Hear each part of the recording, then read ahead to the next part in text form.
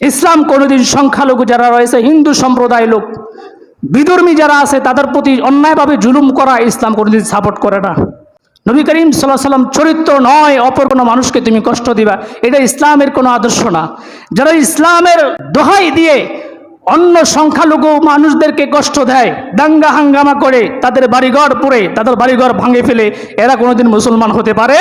এরা হলো সন্ত্রাস পরিচিত। ইসলাম শিক্ষা দেয় অপর কোনো মানুষ মুসলমান হোক বা ভিন্ন ধর্মীয় হোক, তাকে তুমি কোনোদিন কষ্ট দিবা না। হাত দ্বারা, জবান দ্বারা, তোমার কোনো কাজের মাধ্যমে যেন সে কোনো কষ্ট না পায়। এই ব্যাপারে সুস্পষ্ট বক্তব্য আল্লাহ তাআলা পবিত্র কোরআনে কি বলে আমরা দেখি। আল্লাহ তাআলা সূরাতুল আনআমের 108 নং আয়াত আল্লাহ তাআলা দুনিয়ার মুসলমানদের উদ্দেশ্যে বলে দেন, ওয়ালা তাসুব্বুল্লাযীনা ইয়াদউনা মিন দুনিল্লাহ ফায়াসুব্বুল্লাহা আদওয়াম বিগাইরি ইলম। ও দুনিয়ার মুসলমান মুমিনরা শুনে নাও, তোমরা তাদেরকে যারা এক আল্লাহ ছাড়া অন্য কারো উপাসনা করে তাদেরকে তোমরা গালমন্দ করো না, তাদের প্রতি অবিচার তোমরা করো না। ফায়াসুব্বুল্লাহা আদওয়াম বিগাইরি ইলম, তারা অজ্ঞতাবশত, তারা না জানার কারণে এক আল্লাহর সাথে শত্রুতা পোষণ করে এবং আল্লাহকে গালিগালাজ করে। তুমি জানলেওয়ালা মুসলমান, তুমি ইসলাম ধর্ম গ্রহণ করেছো, কোরআনের জ্ঞান তোমার ভিতর রয়েছে, তোমার ভিতর বুদ্ধি রয়েছে, তোমার ভিতর ইসলাম সম্পর্কে জানা আছে, তোমার ধর্মই হলো সত্য, অন্য ধর্ম বাতিল, এটা তুমি জানো। কোনোদিন তুমি অন্য ধর্ম অবলম্বী মানুষদেরকে কষ্ট দিবা না। এই কথা কে বলেছেন? নবী করিম সাল্লাল্লাহু আলাইহি সাল্লামের হাতে দলে দলে কাফেররা এসে মুসলমান হয়েছে। এটা তাদেরকে মারধরের মাধ্যমে, হত্যার মাধ্যমে না, এটা চরিত্রের মাধ্যমে, ব্যবহারের মাধ্যমে। আপনার ধর্ম সত্য, আমাদের ইসলাম ধর্মই সত্য, এটা তো পবিত্র কোরআনে আছে। ইন্না দীনা ইনদাল্লাহিল ইসলাম, আল্লাহ তাআলার নিকট সবচেয়ে সত্য ধর্মের নাম কি?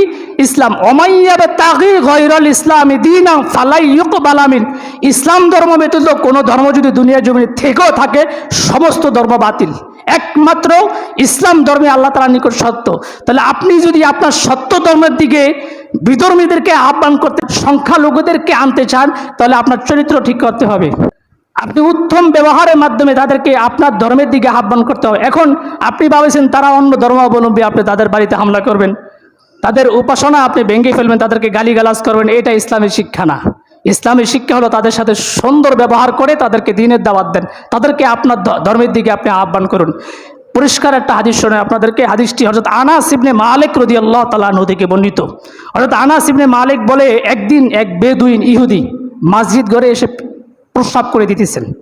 নবী করিম সাল্লাল্লাহু আলাইহি সাল্লাম দেখলেন, সাহাবা আসবেন, বাধা দিতে চাইলেন। নবী সাল্লাল্লাহু আলাইহি সাল্লাম বলেন, না, তুমি তাকে বাধা দিও না, সে করুক, তার কাজ শেষ করুক। বেদুইন লোক প্রস্রাব শেষ করার পরে যখন সে চলে যায়, তখন সাহাবা আসবেনদেরকে নবী সাল্লাল্লাহু আলাইহি সাল্লাম বলেন, এক বালতি পানি নিয়ে আসো, এই প্রস্রাবে তোমরা এটা ঢেলে দাও, পরিষ্কার করে দাও। বেদুইন যখন এই দৃশ্য দেখলেন, তখন নবী সাল্লাল্লাহু আলাইহি সাল্লাম চরিত্র তার নিকট ফুটে উঠল, যে আসলে এমন একজন ব্যক্তিত্ব যার আদর্শ এত সীমাহীন, এত আর দুনিয়ার কোনো স্বাভাবিক মানুষ হতে পারে না। আর এত উত্তম চরিত্রের অধিকারী বিশ্ব নবী, এর হাতে আমি বায়াত গ্রহণ করি। সাথে সাথে সে কালিমা পড়ে মুসলমান হয়ে গেছে। কিসের কারণে ভাই? চরিত্রের কারণে, উত্তম আখলাকের কারণে। এজন্য আমাদের সমাজে যারা সংখ্যালঘু রয়েছে, হিন্দু সম্প্রদায়, বৌদ্ধ, খ্রিস্টান, তাদের প্রতি অবিচার আমরা করব না। ইসলাম কোনোদিন এটা শিক্ষা দেয় না সংখ্যালঘুদেরকে আপনি আঘাত করেন, তাদের বাড়িতে হামলা করেন, গুপ্ত হামলা করেন, তাদের মূর্তিকে আপনি ভেঙে ফেলেন। এটা ইসলামী শিক্ষা নয়, এটা সন্ত্রাসের শিক্ষা, এটা সন্ত্রাসী শিক্ষা। যারা এই সমস্ত কর্মকাণ্ড করে, এরা ইসলাম সম্পর্কে জানে না, এরা ইসলাম সম্পর্কে জানে না, এটা ইসলামের চরিত্র না। ইসলামের আদর্শ হলো সংখ্যালঘুদের সাথে সুন্দর ব্যবহার করো, সুন্দর ব্যবহারের মাধ্যমে দ্বীনের দাওয়াত দাও, তোমার পথে তো তারা আসবে, তোমার হাতে তারা বায়াত গ্রহণ করে মুসলমান হয়ে যাবে। এটা হলো ইসলামের শিক্ষা। আপনারা সাম্প্রতিক সময় মিডিয়াতে দেখতেছেন আলেম ওলামারা এবং বিভিন্ন ছাত্ররা এই হিন্দুদের মন্দিরকে পাহারা দিচ্ছে। এটা খুব সুন্দর একটি আদর্শ। আমাদের হাটাজারি মাদ্রাসার সামনে, হাটাজারি মাদ্রাসা আপনারা গেছেন কিনা জানি না, 14-15 হাজার ছাত্র আবাসিক থাকে শুধু। হাটাজারি মাদ্রাসার পাশেই মন্দির রয়েছে। আলহামদুলিল্লাহ, ছাত্ররা সব সময় মন্দিরকে পাহারা দেয়। এটা ইসলামের সৌন্দর্য, ইসলামের আদর্শ ভাই। এটা হলো ইসলামের আদর্শ। সংখ্যালঘু যারা রয়েছে হিন্দু, বৌদ্ধ, খ্রিস্টান, তাদেরকে তোমরা সাপোর্ট করো এবং উত্তম চরিত্রের মাধ্যমে তোমার ধর্মের দিকে তাদেরকে আহ্বান করো। এইটাই হলো ইসলামের আদর্শ। এই গুণগুলো আমাদের বিদ্যমান থাকতে হবে। এই গুণগুলো আমরা আনবো তো ইনশাল্লাহ। আজ থেকে সংখ্যালঘু যারা রয়েছে আমরা এই পয়গামগুলো তাদের নিকট ছড়িয়ে দিব। যারা তাদের প্রতি আঘাত করতে চায় আমরা পরিষ্কারভাবে বলে দিব এটা ইসলামের চরিত্র না।